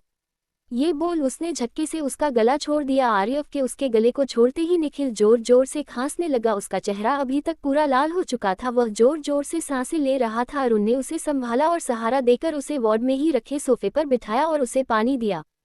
उसके हाथ से पानी लेकर निखिल ने उसे एक सांस में ही खत्म कर दिया। कुछ देर बाद खुद को नॉर्मल करके निखिल आर्यव को देख सीरियस आवाज में बोला, अगर तुम उससे प्यार नहीं करते तो फिर उसके बारे में जानने के लिए क्यों इतने बेताब हो? छोड़ दो उसे, उसने तो बस तुम्हारी मदद की थी। उसकी बात पर आर्यव ने कुछ नहीं कहा। उसने अपने हाथ से स्लाइन हटाए और उस वीआईपी वार्ड के बालकनी के पास जाकर खड़ा हो गया और सामने की सुंदर सनसेट को देखने लगा। कुछ देर तक पूरे वार्ड में पिन ड्रॉप साइलेंस छाई रही। अरुण और निखिल आर्यव को ही एकटक देख रहे थे क्योंकि वह इस शांति में छुपे तूफान को भांप चुके थे। तभी उनके कानों में आर्यव की आवाज पड़ी, मेरा हरा सितारा। जैसे ही निखिल ने उसके मुंह से ये 3 शब्द सुने वह अचानक से अपने सोफे से उठा और आर्यव के पीछे जाकर बोल पड़ा, तुमने अभी अभी क्या कहा? फिर से कहना जरा। मेरा हरा सितारा। बोलते हुए आर्यव पीछे मुड़कर निखिल को देखते हुए मुस्कुराने लगा। वही उसकी यह बात सुन निखिल लड़खड़ाते हुए पीछे गिरने ही वाला था कि अरुण ने उसे संभाल लिया। उसे देखकर यह साफ साफ पता चल रहा था कि वह कुछ बोल पाने की हालत में नहीं है। वह तो बस सदमे से एकटक आर्यव को ही देख रहा था, जैसे कुछ पता करने की कोशिश कर रहा हो। मुझे उस लड़की की हर इन्फॉर्मेशन चाहिए, किसी भी कीमत पर।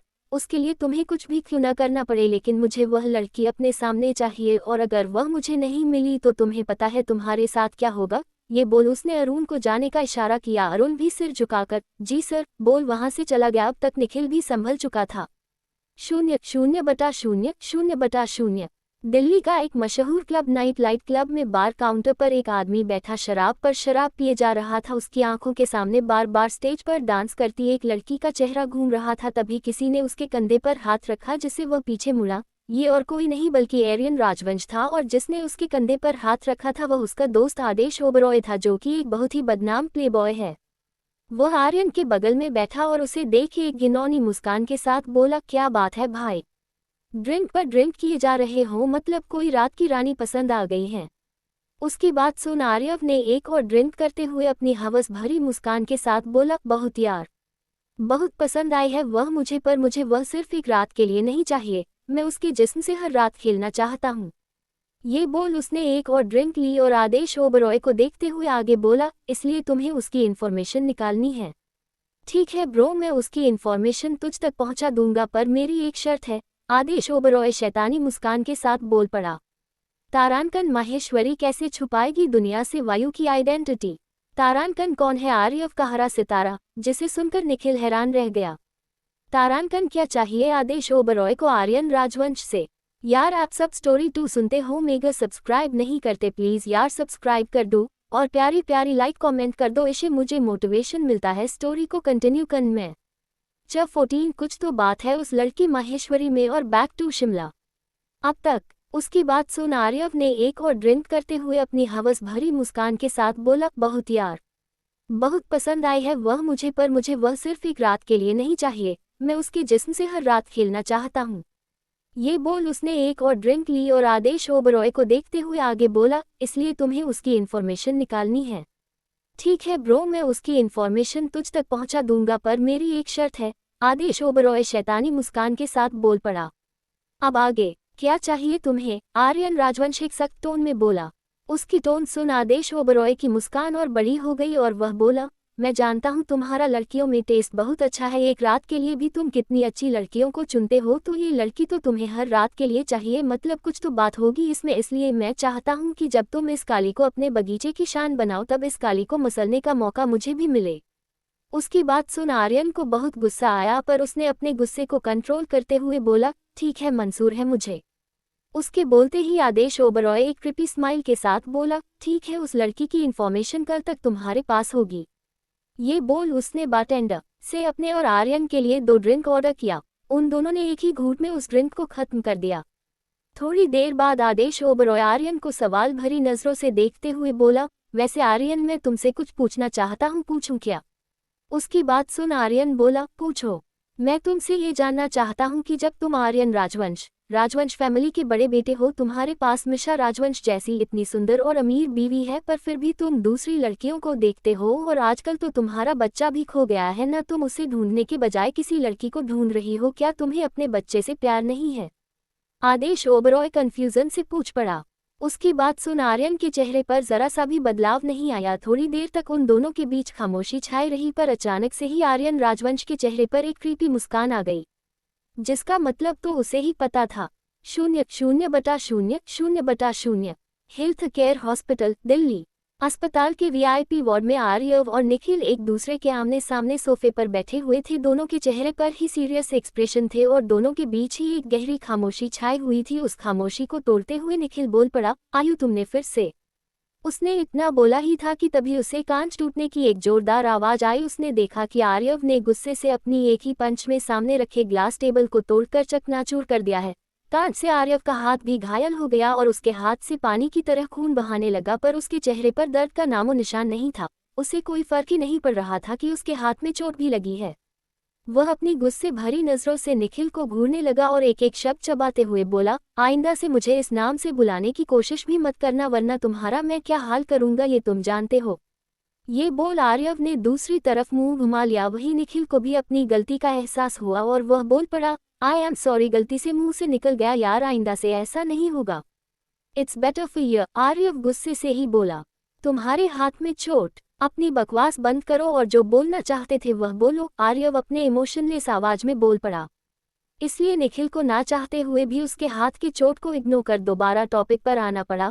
वह बोला, आर्यव क्या तुम उसे फिर से याद करने लगे हो, और उस लड़की का और तुम्हारे हरे सितारे का क्या कनेक्शन है। उसका सवाल सुन आर्यव के चेहरे पर एक मुस्कान खिल गई, पर वो कुछ बोला नहीं। उसकी खामोशी निखिल को बहुत बेसब्र कर रही थी। वह आर्यव से जवाब जानना चाहता था, पर वह ये भी जानता था कि अगर वह जवाब नहीं देना चाहता तो उसके लाख पूछने पर भी आर्यव उसे जवाब नहीं देगा, इसलिए वह चुप ही रहा। पर तभी उसे अपने कानों में आर्यव की आवाज़ सुनाई दी, कुछ तो बात है उस लड़की माहेश्वरी में। तुम कहना क्या चाहते हो आर्यव, क्या तुम उसके साथ कुछ गलत करने वाले हो। देखो उसने तुम्हारी जान बचाई है, तुम उसके साथ कुछ भी गलत नहीं करोगे, निखिल ने सीरियस आवाज में बोल पड़ा। वही उसकी बात सुन आर्यव ने एक नज़र उसे देखा और फिर से सामने देखते हुए बोला, चिंता मत करो, कुछ गलत नहीं करूंगा उसके साथ, बस वह मुझे अपने पास चाहिए। उसकी बात सुन निखिल हैरान रह गया और वह हैरानी में ही पूछ पड़ा, क्या मतलब है तुम्हारा, और ऐसा भी क्या खास है उसमें जो कि वह तुम्हें अपने पास चाहिए। बहुत खास है वह, बहुत अलग है। उसकी आंखें बहुत सुंदर है, उसकी हरी आंखें, उन आंखों में कुछ अलग था, कुछ बहुत अलग जो कि आज तक मैंने किसी की आंखों में नहीं देखा। जब वह मेरे पास आए और उससे मुझे छुआ तो मुझे बहुत अच्छा लगा। जब वह गाड़ी से मुझे हॉस्पिटल ले जा रही थी तब मैं थोड़ा ही सही पर होश में था, मैं गाड़ी में उसके बहुत करीब था, तब मुझे बहुत अच्छा फील हुआ, मुझे सुकून मिला, मुझे सुकून मिला और अब मुझे मेरा वह सुकून वापस चाहिए, मुझे मेरा सुकून वापस चाहिए। वह ये सब खोए हुए अंदाज में किसी पागल सनकी की तरह बोल रहा था। उसे इस तरह बोलता देख एक पल के लिए निखिल भी डर से कांप गया, पर वह हिम्मत करके बोला, आर्यव ये सही नहीं है, तुम अपने सुकून के लिए किसी की जिंदगी से नहीं खेल सकते, तुम्हें ये बंद कर देना चाहिए। आर्यव जिसकी आंखों के सामने इस वक्त माहेश्वरी की हरी आंखें छाई हुई थी, निखिल की बात सुन उसे गुस्सा आ गया और वह अपने गुस्से भरी ठंडी निगाहों से निखिल को घूरने लगा और वह बोला, तुमने पूछा था ना मुझसे कि मैं उस लड़की से कहीं प्यार तो नहीं करने लग गया, तुम अपना जवाब नहीं जानना चाहोगे। उद्धरण चिन्ह, क्या मतलब है तुम्हारा, क्या तुम सच में उस लड़की से प्यार करने लग गए हो, निखिल बोला और उसका सवाल सुन आर्यव अचानक से हंस पड़ा।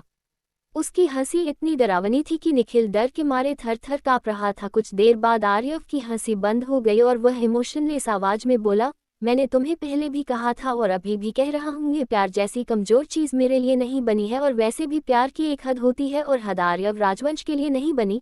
हद को कैसे बेहद करना है यह मुझे बहुत अच्छे से पता है। प्यार नहीं है वह मेरा सुकून है, जुनून है, पागलपन बन चुकी है वो मेरा। मुझे मेरा सुकून अपने पास चाहिए और मैं अपनी जिद को हर कीमत पर पूरा करूंगा। ये बोल उसके चेहरे पर एक खतरनाक मुस्कान आ गई, जिसे देख निखिल ने अपनी आंखें बंद कर ली।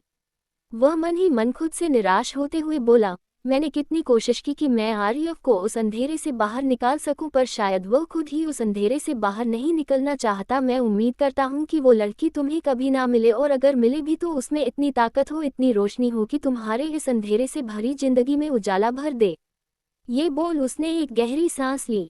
0/0, 0/0, 0/0। Hotel sunshine. होटल की स्वीट में सभी अपने अपने रूम में बाकी की बची हुई पैकिंग कर रहे थे। माहेश्वरी ने अपनी पैकिंग खत्म कर ली थी और वह इस वक्त अपने रूम में वायु के साथ खेलते हुए बातें कर रही थी। वह वायु को देख मुस्कुराते हुए बोली, वायु बच्चा तुम बिल्कुल भी चिंता मत करना हो कि तुम्हारी मॉम तुम्हें पूरी दुनिया से प्रोटेक्ट करेगी। वैसे तो अभी सिर्फ मॉम है, पर अगर तुम्हें डैड की जरूरत होगी तो मॉम तुम्हारे लिए दुनिया का सबसे अच्छा डैड ढूंढ कर लाएगी, जिसकी आंखें तुम्हारी तरह ही प्यारी होगी। उसके ये बोलते ही अचानक से उसकी आंखों के सामने उस आदमी का चेहरा आ गया जिसकी उसने कुछ दिन पहले मदद की थी। उसे उस आदमी की काली क्रिस्टल आंखें याद आ गई जिसे देख वह उनमें एक पल के लिए खोसी गई थी। ये याद आते ही अचानक से उसने अपना सिर झटका और कंफ्यूजन में वायु को देख बोली, वायु बच्चा, अचानक से मेरी आंखों के सामने एक्सीडेंट वाले आदमी का चेहरा और उसकी वह काली क्रिस्टल आंखें क्यों आने लगी? वैसे मैं तुमसे एक बात कहूँ क्या? ये बोल वह वायु को देखने लगी जिसके होठों पर एक मुस्कान थी। जैसे ही उसने माहेश्वरी की बात सुनी वह खिलखिलाने लगा जैसे माहेश्वरी को बोल रहा हूँ, बोलो बोलो क्या कहना है आपको मॉम। उसका ये रिएक्शन देख माहेश्वरी मुस्कुरा पड़ी और वह बोली, मुझे समझ में नहीं आता कि रोड पर चलते हुए सारे कोइंसिडेंट मेरे साथ ही क्यों होते हैं। देखो तुम मुझे आधी रात को रोड पर मिले थे और तुम्हें पता है एक और आदमी भी घायल था, वह भी मुझे आधी रात को रोड पर ही मिला। मैंने उसकी भी मदद की थी, पता नहीं अब वह कैसा होगा। महादेव से प्रार्थना करती हूँ कि वह आदमी एकदम ठीक हो। ये बोल उसने फिर से अपना सिर झटका और अपने होठों पाउट बनाकर बोली, ओहो मैं भी कौन सी बातें लेकर बैठ गई, वह आदमी ठीक ही होगा पर अब हमें शिमला जाने की तैयारी करनी चाहिए, घर जाकर सभी के सिर पर बॉम्ब जो फोड़ना है मुझे। ये बोल वह स्माइल करते हुए अपनी फाइनल पैकिंग करने लगी। दिल्ली एयरपोर्ट के वेटिंग एरिया में इस समय गायत्री सिंह, माहेश्वरी, नैना, चित्रा, आलिया और राखी बैठी हुई थी। माहेश्वरी की गोद में वायु सो रहा था। थोड़ी देर बाद उनकी फ्लाइट अनाउंस हुई, इसके बाद वह सभी अपनी फ्लाइट में बैठ गई। थोड़ी देर बाद उस फ्लाइट ने टेक ऑफ कर लिया। प्लेन में सभी इकोनॉमी क्लास में बैठे थे। माहेश्वरी वायु को लेकर विंडो सीट पर बैठी थी, उसके बगल में आलिया बैठी हुई थी, उसके पीछे वाली सीट में नैना और चित्रा और आगे वाली सीट में गायत्री सिंह और राखी बैठे हुए थे। आलिया बार बार माहेश्वरी को ही देख रही थी। उसकी इस हरकत को माहेश्वरी ने भी नोटिस कर लिया और वह बोल पड़ी, अगर तुम कुछ पूछना चाहती हो तो पूछ सकती हो। उसकी बात सुन आलिया हड़बड़ा गई और वह एक नकली हंसी हंसने लगी। फिर वह बहुत एक्साइटमेंट के साथ बोली, माहेश्वरी जब तुम इतनी बड़ी फैमिली की बेटी हो तो तुम हमेशा स्कूल में सबसे अलग अलग क्यों रहती थी और तुमने कभी कोई फ्रेंड्स क्यों नहीं बनाए? और तुमने कभी बताया भी नहीं कि तुम राठौर फैमिली की बेटी हो।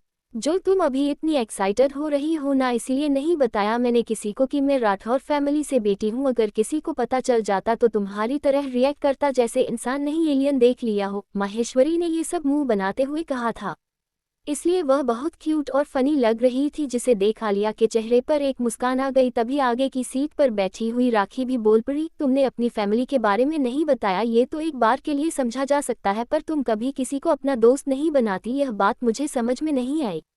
उसकी बात पर माहेश्वरी का चेहरा अचानक से मुरझा गया और वह बोली, इसका कारण इतना भी इम्पोर्टेंट नहीं है तो तुम सब लोग इसे इग्नोर करो। उसकी बात से सब समझ गए कि वह इस टॉपिक पर बात नहीं करना चाहती, इसीलिए नैना ने बात को बदलते हुए बोली, वैसे माहेश्वरी मैं तुमसे कुछ पूछना चाहती हूँ, अगर तुम बुरा ना मानो तो। नैना तुम कब से मुझे पूछने लग गई? माहेश्वरी बोली। उसकी बात सुन नैना झेप गई क्योंकि नैना स्कूल में उसे हमेशा ही बुली करती थी पर उसने उसे कभी हट नहीं किया। वह उसे बुली करने के लिए नई नई ट्रिक लगती थी जिसमें माहेश्वरी को भी बड़ा मजा आता था, इसलिए उसने आज तक नैना को कभी कुछ भी नहीं कहा। नैना हिचकिचाते हुए बोली, माहेश्वरी क्या हम दोस्त बन सकते हैं? उसकी बात सुन माहेश्वरी एक पल के लिए फ्रीज हो गई पर वह मुस्कुराते हुए बोली, और तुम मेरी दोस्त किस लिए बनना चाहती हो? उसके सवाल का जवाब देते हुए चित्रा मुस्कुराते हुए बोली, ये भी कोई पूछने की बात है? ऑफ कोर्स वायु के लिए, हम वायु के साथ रहना चाहते हैं, तो क्या तुम हमें अपनी दोस्त बनाओगी? चित्रा की बात पर नैना, चित्रा, आलिया और राखी अपनी पप्पी आय से माहेश्वरी को देखने लगी। माहेश्वरी ने एक एक करके उन लोगों को देखा, उन सभी की आंखों में उसे एक सच्चाई नजर आई। भले ही वह सब उसे बुली करती थी लेकिन वह सब दिल की बुरी नहीं थी। उसने कुछ देर कुछ सोचा और मुंह फेर लिया। उसे मुंह फेरता देख सभी दुखी हो गए और उनका मुंह लटक गया। तभी माहेश्वरी की आवाज उन सभी के कानों में पड़ी, वैसे मुझे मेरे घर में सब मही बुलाते हैं तो तुम सब भी मुझे बुला सकती हो। माहेश्वरी काफी लंबा हो जाता है। उसकी बात सुन सभी की आंखों में चमक आ गई और वह मुस्कुराते हुए बोले, इसका मतलब हम फ्रेंड्स हैं? उनकी बात का जवाब देते हुए माहेश्वरी मुंह बनाकर बोली, मही मुझे सिर्फ मेरी फैमिली और वह लोग जो मेरे करीब हैं वही बुलाते हैं, उनके अलावा किसी और को परमिशन नहीं है मुझे मही बुलाने की, अब तुम खुद ही समझ जाओ। सभी उसके मुंह बनाने से हंस पड़े क्योंकि वह बहुत क्यूट लग रही थी। सभी को मुस्कुराते देखा माहेश्वरी भी मुस्कुरा पड़ी। आज उसे बहुत अच्छा लग रहा था, आज जिंदगी में पहली बार उसे सच्चे दोस्त मिले थे। ये देख वह बहुत खुश हुई और खुशी से उसने सोते हुए वायु को देखा। उसे देख वह मन ही मन बोली, मुझे नहीं पता कि मेरी आगे की जिंदगी कैसे होगी पर मैं इतना जानती हूँ कि जब से तुम मेरी जिंदगी में आए हो मेरी जिंदगी खुशियों से भर गई है। ये बोल वह आराम करने लगी। बाकी चारों लड़कियां भी खुश थी कि उन्हें अब वायु के साथ रहने को मिलेगा। वही वह माहेश्वरी से दोस्ती करके भी वे खुश थी। उन्हें आज माहेश्वरी का एक अलग ही रूप देखने को मिला। शुरुआत से ही माहेश्वरी के बारे में स्कूल में गॉसिप होते रहते थे। माहेश्वरी बहुत ही टैलेंटेड है, जिसकी वजह से उसके बहुत सारे कंपीटिटर्स हैं जो हमेशा ही उसके बारे में अफवाह उड़ाते रहते थे, जिस वजह से माहेश्वरी की इमेज स्कूल में बहुत ही खराब हो गई। सभी लोगों को ये लगता था कि माहेश्वरी एक घमंडी, गुस्सैल और एटीट्यूड गर्ल है, जिसे खुद पर कुछ ज्यादा ही घमंड है अपने टैलेंट को लेकर। इसी वजह से वह सबसे अलग रहती है। नैना, चित्रा, आलिया और राखी को भी यही लगता था, पर अब वह मन ही मन सोच रहे थे कि वह कितने गलत थे, क्योंकि माहेश्वरी वैसी बिल्कुल भी नहीं थी जैसे लोग उसे समझते थे। माहेश्वरी के बारे में फैले गॉसिप के चक्कर में ही आलिया और राखी उससे कोई मतलब नहीं रखती थी। नैना और चित्रा भी इसीलिए उसे बुली करती थी, क्योंकि स्कूल में उसके बारे में बहुत गलत चीज़ फैली थी। पर आज उनकी सारी गलतफहमी दूर हो गई और अब वह चारों ही सच्चे दिल से माहेश्वरी के दोस्त बन चुके थे। यही सोच वह सब अपने आप में ही मुस्कुराए और आराम करने लगे, क्योंकि जल्द ही वह सब शिमला पहुंचने वाले थे। तारांकन आर्यन राजवंश का असली चेहरा क्या था? तारांकन किस अंधेरे की बात कर रहा था निखिल, जिससे वह आर्यव को बचाना चाहता था? तारांकन आखिर क्या गॉसिप फैली थी माहेश्वरी के बारे में पूरे स्कूल में? तारांकन माहेश्वरी को क्यों पसंद नहीं था दोस्त बनाना? च 15 डोंट रीड। अब तक उसकी बात सुन आर्यव ने एक और ड्रिंक करते हुए अपनी हवस भरी मुस्कान के साथ बोला, बहुत यार, बहुत पसंद आई है वह मुझे, पर मुझे वह सिर्फ एक रात के लिए नहीं चाहिए। मैं उसके जिस्म से हर रात खेलना चाहता हूँ। ये बोल उसने एक और ड्रिंक ली और आदेश ओबरॉय को देखते हुए आगे बोला, इसलिए तुम्हें उसकी इन्फॉर्मेशन निकालनी है? ठीक है ब्रो, मैं उसकी इन्फॉर्मेशन तुझ तक पहुंचा दूंगा, पर मेरी एक शर्त है। आदेश ओबरॉय शैतानी मुस्कान के साथ बोल पड़ा। अब आगे क्या चाहिए तुम्हें? आर्यन राजवंश एक सख्त टोन में बोला। उसकी टोन सुन आदेश ओबरॉय की मुस्कान और बड़ी हो गई और वह बोला, मैं जानता हूँ तुम्हारा लड़कियों में टेस्ट बहुत अच्छा है। एक रात के लिए भी तुम कितनी अच्छी लड़कियों को चुनते हो, तो ये लड़की तो तुम्हें हर रात के लिए चाहिए। मतलब कुछ तो बात होगी इसमें, इसलिए मैं चाहता हूँ कि जब तुम इस काली को अपने बगीचे की शान बनाओ, तब इस काली को मसलने का मौका मुझे भी मिले। उसकी बात सुन आर्यन को बहुत गुस्सा आया, पर उसने अपने गुस्से को कंट्रोल करते हुए बोला, ठीक है, मंजूर है मुझे। उसके बोलते ही आदेश ओबरॉय एक क्रिपी स्माइल के साथ बोला, ठीक है, उस लड़की की इन्फॉर्मेशन कल तक तुम्हारे पास होगी। ये बोल उसने बारटेंडर से अपने और आर्यन के लिए 2 ड्रिंक ऑर्डर किया। उन दोनों ने एक ही घूंट में उस ड्रिंक को खत्म कर दिया। थोड़ी देर बाद आदेश ओबरॉय आर्यन को सवाल भरी नजरों से देखते हुए बोला, वैसे आर्यन, मैं तुमसे कुछ पूछना चाहता हूँ, पूछूं क्या? उसकी बात सुन आर्यन बोला, पूछो। मैं तुमसे ये जानना चाहता हूँ कि जब तुम आर्यन राजवंश फैमिली के बड़े बेटे हो, तुम्हारे पास मिशा राजवंश जैसी इतनी सुंदर और अमीर बीवी है, पर फिर भी तुम दूसरी लड़कियों को देखते हो, और आजकल तो तुम्हारा बच्चा भी खो गया है ना, तुम उसे ढूंढने के बजाय किसी लड़की को ढूंढ रही हो, क्या तुम्हें अपने बच्चे से प्यार नहीं है? आदेश ओबरॉय कंफ्यूजन से पूछ पड़ा। उसकी बात सुन आर्यन के चेहरे पर जरा सा भी बदलाव नहीं आया। थोड़ी देर तक उन दोनों के बीच खामोशी छाई रही, पर अचानक से ही आर्यन राजवंश के चेहरे पर एक क्रीपी मुस्कान आ गई, जिसका मतलब तो उसे ही पता था। 0/0/0 हेल्थ केयर हॉस्पिटल, दिल्ली। अस्पताल के वीआईपी वार्ड में आर्यव और निखिल एक दूसरे के आमने सामने सोफे पर बैठे हुए थे। दोनों के चेहरे पर ही सीरियस एक्सप्रेशन थे और दोनों के बीच ही एक गहरी खामोशी छाई हुई थी। उस खामोशी को तोड़ते हुए निखिल बोल पड़ा, आयु, तुमने फिर से? उसने इतना बोला ही था कि तभी उसे कांच टूटने की एक जोरदार आवाज आई। उसने देखा कि आर्यव ने गुस्से से अपनी एक ही पंच में सामने रखे ग्लास टेबल को तोड़कर चकनाचूर कर दिया है। कांच से आर्यव का हाथ भी घायल हो गया और उसके हाथ से पानी की तरह खून बहाने लगा, पर उसके चेहरे पर दर्द का नामो निशान नहीं था। उसे कोई फर्क ही नहीं पड़ रहा था कि उसके हाथ में चोट भी लगी है। वह अपनी गुस्से भरी नजरों से निखिल को घूरने लगा और एक एक शब्द चबाते हुए बोला, आइंदा से मुझे इस नाम से बुलाने की कोशिश भी मत करना, वरना तुम्हारा मैं क्या हाल करूंगा ये तुम जानते हो।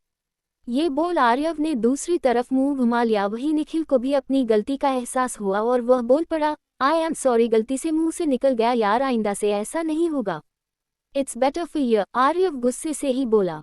तुम्हारे हाथ में चोट? अपनी बकवास बंद करो और जो बोलना चाहते थे वह बोलो, आर्यव अपने इमोशनलेस आवाज में बोल पड़ा। इसलिए निखिल को ना चाहते हुए भी उसके हाथ की चोट को इग्नोर कर दोबारा टॉपिक पर आना पड़ा। वह बोला, आर्यव, क्या तुम उसे फिर से याद करने लगे हो, और उस लड़की का और तुम्हारे हरे सितारे का क्या कनेक्शन है? उसका सवाल सुन आर्यव के चेहरे पर एक मुस्कान खिल गई, पर वो कुछ बोला नहीं। उसकी खामोशी निखिल को बहुत बेसब्र कर रही थी। वह आर्यव से जवाब जानना चाहता था, पर वह ये भी जानता था कि अगर वह जवाब नहीं देना चाहता तो उसके लाख पूछने पर भी आर्यव उसे जवाब नहीं देगा, इसलिए वह चुप ही रहा। पर तभी उसे अपने कानों में आर्यव की आवाज़ सुनाई दी। कुछ तो बात है उस लड़की माहेश्वरी में। तुम कहना क्या चाहते हो आर्यव? क्या तुम उसके साथ कुछ गलत करने वाले हो? देखो, उसने तुम्हारी जान बचाई है, तुम उसके साथ कुछ भी गलत नहीं करोगे, निखिल ने सीरियस आवाज में बोल पड़ा। वही उसकी बात सुन आर्यव ने एक नज़र उसे देखा और फिर से सामने देखते हुए बोला, चिंता मत करो, कुछ गलत नहीं करूंगा उसके साथ, बस वह मुझे अपने पास चाहिए। उसकी बात सुन निखिल हैरान रह गया और वह हैरानी में ही पूछ पड़ा, क्या मतलब है तुम्हारा, और ऐसा भी क्या खास है उसमें जो कि वह तुम्हें अपने पास चाहिए? बहुत खास है वह, बहुत अलग है। उसकी आंखें बहुत सुंदर है, उसकी हरी आंखें, उन आंखों में कुछ अलग था, कुछ बहुत अलग जो कि आज तक मैंने किसी की आंखों में नहीं देखा। जब वह मेरे पास आए और उससे मुझे छुआ तो मुझे बहुत अच्छा लगा। जब वह गाड़ी से मुझे हॉस्पिटल ले जा रही थी तब मैं थोड़ा ही सही पर होश में था, मैं गाड़ी में उसके बहुत करीब था, तब मुझे बहुत अच्छा फील हुआ, मुझे सुकून मिला, मुझे सुकून मिला और अब मुझे मेरा वह सुकून वापस चाहिए, मुझे मेरा सुकून वापस चाहिए। वह ये सब खोए हुए अंदाज में किसी पागल सनकी की तरह बोल रहा था। उसे इस तरह बोलता देख एक पल के लिए निखिल भी डर से कांप गया, पर वह हिम्मत करके बोला, आर्यव ये सही नहीं है, तुम अपने सुकून के लिए किसी की जिंदगी से नहीं खेल सकते, तुम्हें ये बंद कर देना चाहिए। आर्यव, जिसकी आंखों के सामने इस वक्त माहेश्वरी की हरी आंखें छाई हुई थी, निखिल की बात सुन उसे गुस्सा आ गया और वह अपने गुस्से भरी ठंडी निगाहों से निखिल को घूरने लगा और वह बोला, तुमने पूछा था ना मुझसे कि मैं उस लड़की से कहीं प्यार तो नहीं करने लग गया, तुम अपना जवाब नहीं जानना चाहोगे? उद्धरण चिन्ह, क्या मतलब है तुम्हारा? क्या तुम सच में उस लड़की से प्यार करने लग गए हो? निखिल बोला और उसका सवाल सुन आर्यव अचानक से हंस पड़ा। उसकी हंसी इतनी डरावनी थी कि निखिल डर के मारे थर थर काँप रहा था। कुछ देर बाद आर्यव की हंसी बंद हो गई और वह इमोशनलेस आवाज में बोला, मैंने तुम्हें पहले भी कहा था और अभी भी कह रहा हूँ, ये प्यार जैसी कमजोर चीज मेरे लिए नहीं बनी है, और वैसे भी प्यार की एक हद होती है और हद आर्यव राजवंश के लिए नहीं बनी। हद को कैसे बेहद करना है यह मुझे बहुत अच्छे से पता है। प्यार नहीं है, वह मेरा सुकून है, जुनून है, पागलपन बन चुकी है वो मेरा। मुझे मेरा सुकून अपने पास चाहिए और मैं अपनी जिद को हर कीमत पर पूरा करूंगा। ये बोल उसके चेहरे पर एक खतरनाक मुस्कान आ गई जिसे देख निखिल ने अपनी आंखें बंद कर ली। वह मन ही मन खुद से निराश होते हुए बोला, मैंने कितनी कोशिश की कि मैं आर्यव को उस अंधेरे से बाहर निकाल सकूं, पर शायद वो खुद ही उस अंधेरे से बाहर नहीं निकलना चाहता। मैं उम्मीद करता हूं कि वो लड़की तुम्हें कभी ना मिले, और अगर मिले भी तो उसमें इतनी ताकत हो, इतनी रोशनी हो कि तुम्हारे इस अंधेरे से भरी जिंदगी में उजाला भर दे। ये बोल उसने एक गहरी सांस ली। 0/0, 0/0, 0/0। Hotel sunshine. होटल की स्वीट में सभी अपने अपने रूम में बाकी की बची हुई पैकिंग कर रहे थे। माहेश्वरी ने अपनी पैकिंग खत्म कर ली थी और वह इस वक्त अपने रूम में वायु के साथ खेलते हुए बातें कर रही थी। वह वायु को देख मुस्कुराते हुए बोली, वायु बच्चा, तुम बिल्कुल भी चिंता मत करना हो कि तुम्हारी मॉम तुम्हें पूरी दुनिया से प्रोटेक्ट करेगी। वैसे तो अभी सिर्फ मॉम है, पर अगर तुम्हें डैड की जरूरत होगी तो मॉम तुम्हारे लिए दुनिया का सबसे अच्छा डैड ढूंढ कर लाएगी, जिसकी आंखें तुम्हारी तरह ही प्यारी होगी। उसके ये बोलते ही अचानक से उसकी आंखों के सामने उस आदमी का चेहरा आ गया जिसकी उसने कुछ दिन पहले मदद की थी। उसे उस आदमी की काली क्रिस्टल आंखें याद आ गई जिसे देख वह उनमें एक पल के लिए खोसी गई थी। ये याद आते ही अचानक से उसने अपना सिर झटका और कंफ्यूजन में वायु को देख बोली, वायु बच्चा, अचानक से मेरी आंखों के सामने एक्सीडेंट वाले आदमी का चेहरा और उसकी वह काली क्रिस्टल आंखें क्यों आने लगी? वैसे मैं तुमसे एक बात कहूं क्या? ये बोल वह वायु को देखने लगी जिसके होठों पर एक मुस्कान थी। जैसे ही उसने माहेश्वरी की बात सुनी वह खिलखिलाने लगा जैसे माहेश्वरी को बोल रहा हूँ, बोलो बोलो क्या कहना है आपको मॉम? उसका ये रिएक्शन देख माहेश्वरी मुस्कुरा पड़ी और वह बोली, मुझे समझ में नहीं आता कि रोड पर चलते हुए सारे कोइंसिडेंट मेरे साथ ही क्यों होते हैं। देखो, तुम मुझे आधी रात को रोड पर मिले थे और तुम्हें पता है एक और आदमी भी घायल था, वह भी मुझे आधी रात को रोड पर ही मिला। मैंने उसकी भी मदद की थी, पता नहीं अब वह कैसा होगा। महादेव से प्रार्थना करती हूँ कि वह आदमी एकदम ठीक हो।